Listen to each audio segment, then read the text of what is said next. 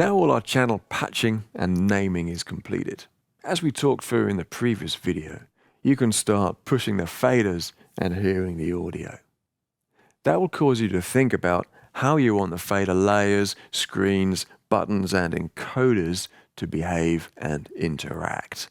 So let's take the time to work through the user preferences as found in the setup screen.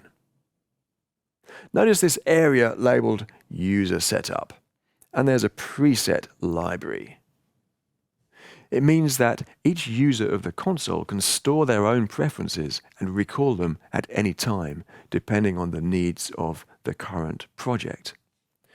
The preset also stores the custom fader layers, user-defined knobs, and keys.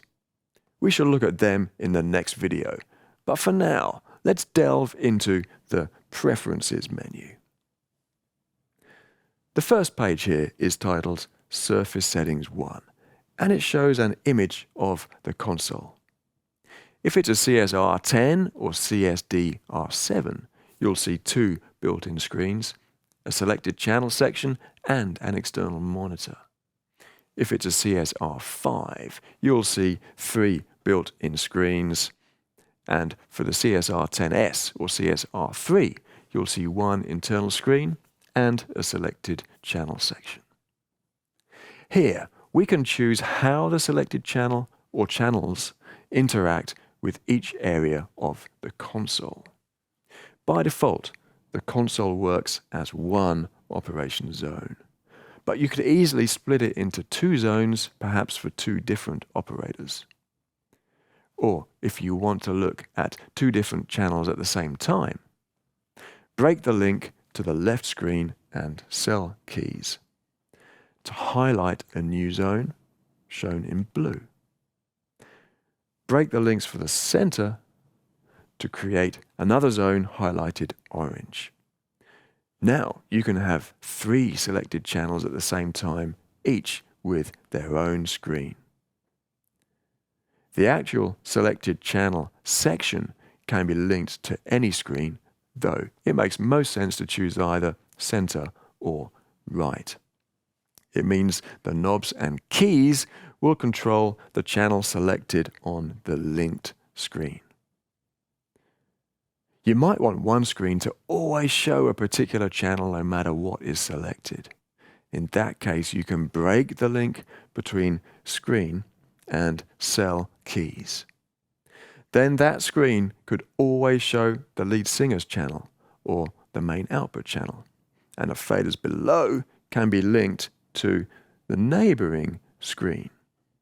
The color coding helps you to understand the behavior. By the way, if you want different settings for different parts of an event, use the bank buttons on the left. These will quickly memorize 4 different settings for this page.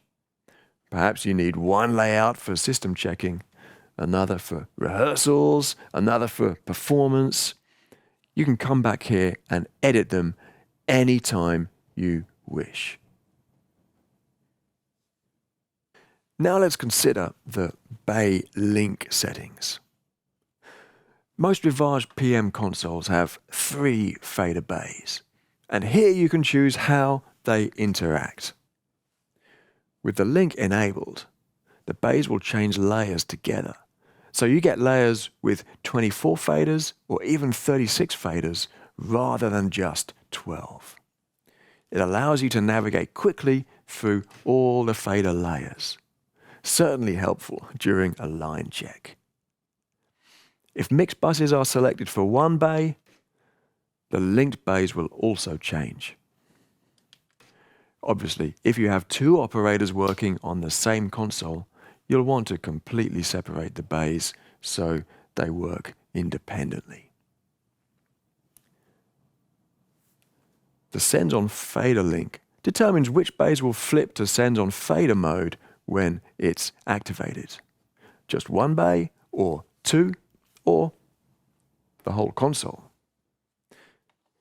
You will have different wishes depending on whether you're a dedicated monitor engineer or a front of house operator only using mixed buses for effects sends. By separating the send block, it allows different ranges of mix and matrix sends to be seen on each bay. For example, the left bay could be used to see effect sends from mix 1 to 12, while the center bay is used to see sends to the PA system using matrix 1 to 12. The shift key can be used to access a range of shortcuts. If there's just one operator, it would be good to link all the shift keys. Otherwise, separate them to allow different operations at the same time on adjacent bays. Channel strip encoders is another function you may want to split when you use different sections of the console for different purposes.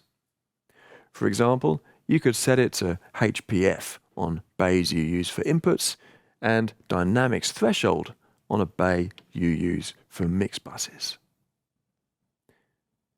And lastly here, the home key can be linked. Each home key will return the fader layer, selected channel and screen to a predetermined point. You can choose here whether to use the home key separately for each bay or to combine them. I shall explain more about the home key and other console navigation operations in another video soon. The last setting included in the Surface settings is the Q cell link.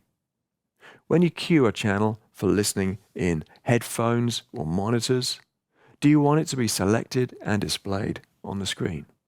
If so, keep the link on. If not, switch it off.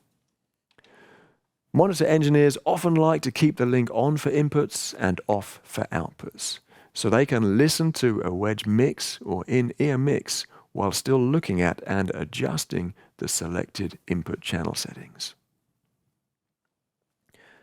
Cue operation mode is related to that, but it's a bigger topic, so we'll save it for another video in this series about setting up your monitoring.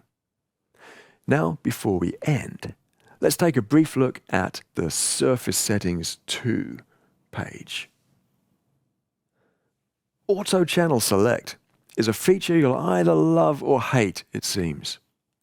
When it's on, the channel will become selected as soon as you move the fader. Live sound engineers can't normally work with this when they're constantly moving and adjusting many channels together. But broadcast studio engineers may find it really helpful.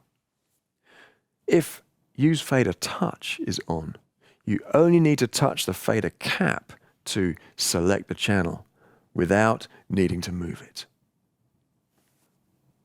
Fader bank cell link is another preference you may wish to change quickly. When you change the fader layer, do you want the selected channel to change so you always have a channel selected from the current layer? Switch it off if you prefer the selected channel to remain unchanged, no matter which faders are showing. Hopefully, we've thought of everything for different engineers working in different environments, maximizing comfort and speed of operation. All these other options we'll take a look at step by step in other videos in this series. It's all we have time for right now, but in the next video, I'll show you how to further customize the operations of the control surface using custom fader layers, user-defined knobs and keys. See you again soon.